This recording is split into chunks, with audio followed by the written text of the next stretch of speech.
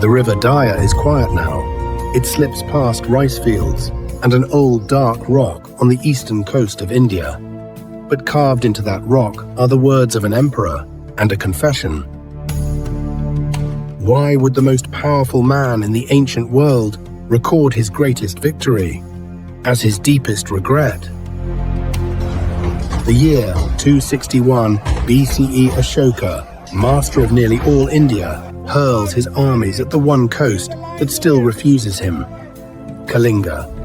By his own count, 150,000 people are carried away, 100,000 are slain, and many times as many, he writes, died. It is the only war in history that its victor recorded as a wound. Ashoka turned to the path of the Buddha, and the land he broke refused to stay broken. 3,000 years, 8 ages, one unbroken thread. This is the story of a coast that crowned queens, defied sultans, and gave its throne to a god. This is the story of the thrones of Kalinga.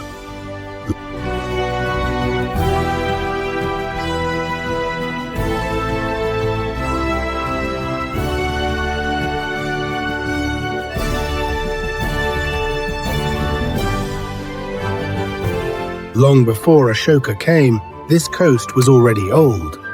Beside modern Bhubaneswar, the walled city of Sisupalgarh rose in the 5th century BCE. Ramparts 6 meters high, 8 great gateways, 20,000 people. Kalinga was not civilized by its conquerors. It was a prize they coveted. Greek and Roman geographers counted its army, 60,000 foot soldiers, and 700 war elephants. When Ashoka's governors ruled here, the emperor addressed the conquered in stone. All men are my children. Paternalism, carved at Dhauli and Jaugada. Then the empire faded, the province fell silent, and when this land spoke again, it spoke for itself.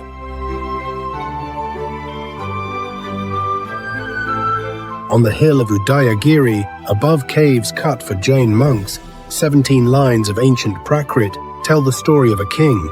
In his own words, around the 1st century BCE, Kharavela, lord of Kalinga. Year by year, the Hathigumpha inscription counts his deeds.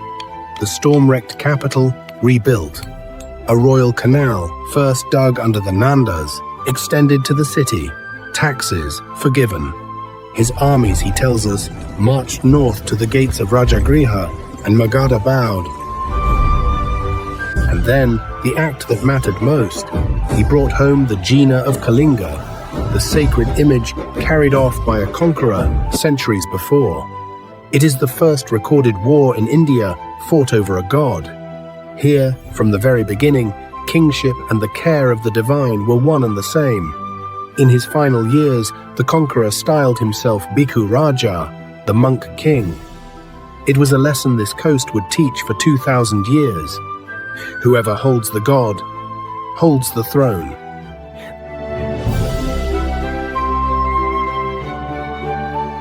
Then, silence.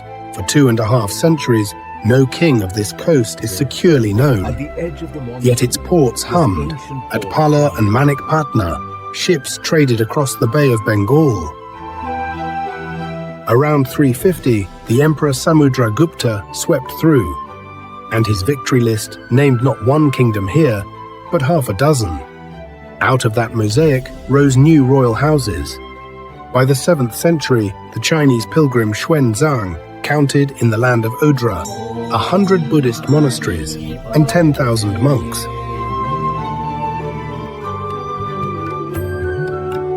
From the 8th century, the Bhaumakara dynasty ruled this coast, a Buddhist court. On the hills of Ratnagiri, Udayagiri and Lalitgiri, its monasteries reached their golden age. In 795, a king of Odra sent the Emperor of China a gift, a Buddhist manuscript, written, the records say, in the king's own hand. One coast speaking to another, king to emperor. Then, the fact that should be in every textbook. Between the 9th and 10th centuries, this throne was held 6 times, with full imperial titles, by women. Tribe Hubana Mahadebi I, who reunified the realm. Dandi Mahadevi, whose royal charters survive to this day. 6 sovereign queens, in an age that crowned almost none anywhere.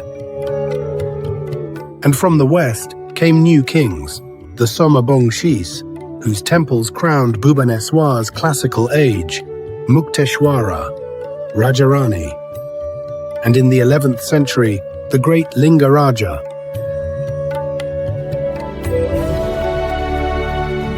1078, a new king is crowned, Anantavarman Chodagonga, Ganga by his father, Chola by his mother.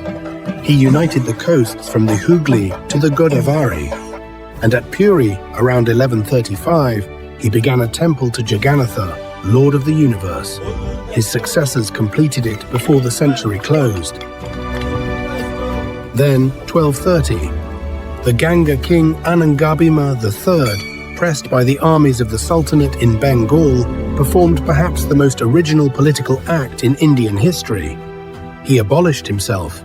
He declared the empire the property of the god Jagannatha. The king would rule only as the deity's deputy and servant.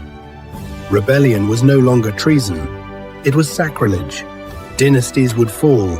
Empires would pass. But a god's throne cannot die. His son turned defense into attack. 1244, at Katasin, Narasimhadeva the first lured the Sultanate's army into flooded paddy land and broke it. We know it happened because the enemy's own chronicler wrote it down. Around 1250, the same king raised at Konark the Temple of the Sun, a chariot of stone on 24 carved wheels, the supreme statement of Odishan art. And in his inscriptions appears for the first time the title that would name these kings forever, Gajapati, Lord of Elephants. The Gangas had built a throne that could not die. No one had promised the same for the kings who served it.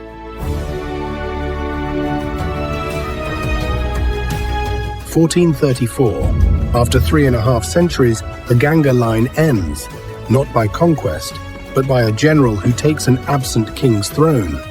Kapilendra Deva needed no pedigree. He had the god's favor and an army.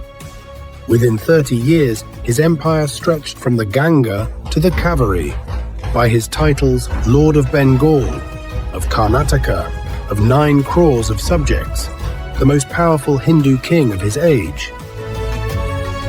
It could not hold. His grandson Prataparudra faced the empire of Vijayanagara at its height, and by 1519, everything south of the Krishna River was gone. In those same years, the Saint Chaitanya came to Puri and stayed until his death, drawing king and country into an ecstasy of devotion that would reshape Odia religion forever. Then the house turned on itself. Ministers murdered boy kings. And in 1568, the last independent ruler, Mukunda Deva, died amid invasion and rebellion. The general Kalapahar sacked the temple of Puri.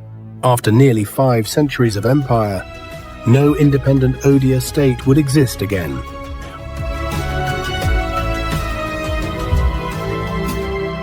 What survived was an idea. In 1592, the Mughal general Man Singh made a settlement of genius. The empire would take the land and its revenue, but a local Raja, Ramachandra Deba of Khurda, would keep the god, recognized as Gajapati, custodian of Jagannatha, a king without a kingdom. Empire after empire followed, Mughal, Maratha, and in 1803, the British East India Company. Each collected the taxes, and each in turn found it wiser to honor the servant of the god than to replace him. Political sovereignty had fallen. The ritual throne never did.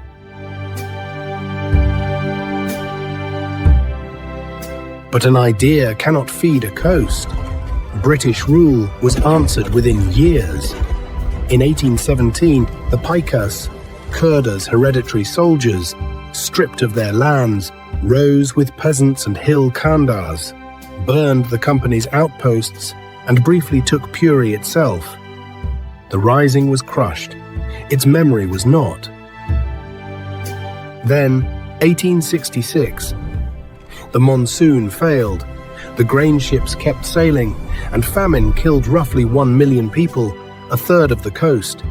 Out of that grief, a public was born. In the famine year itself, the first great Odia newspaper began to print. Writers rose to defend the Odia language from erasure. Famine, memory, and print fused into identity. And on the 1st of April, 1936, that identity redrew the map of India. Orissa, the first province in the land defined by its language. Among its chief architects, a Maharaja of the old Ganga line, who gave part of his own estate to seal the borders. The descendant of medieval unifiers, unifying now, not by conquest, but by language. 1948. The princely states dissolve into the new republic. For the first time in its recorded history, all of Odisha answers to one government, its own. A new capital rises at Bhubaneswar within sight of the Lingaraja. And in 2024, the state chose as chief minister a man of the Santhal people, in a land where kings once rose by serving the gods of the hills and forests, a circle quietly closed. And still, each summer at Puri, before 1 million pilgrims, the heir of the Gajapatis takes up a broom of gold, the rite called Chera Pahanra, and sweeps the chariots of Jagannatha. The first servant of the god, still in service, the kingdoms are gone, the kings are gone. But the oldest throne of Kalinga was never a chair of gold, it was an act of giving, and it endures.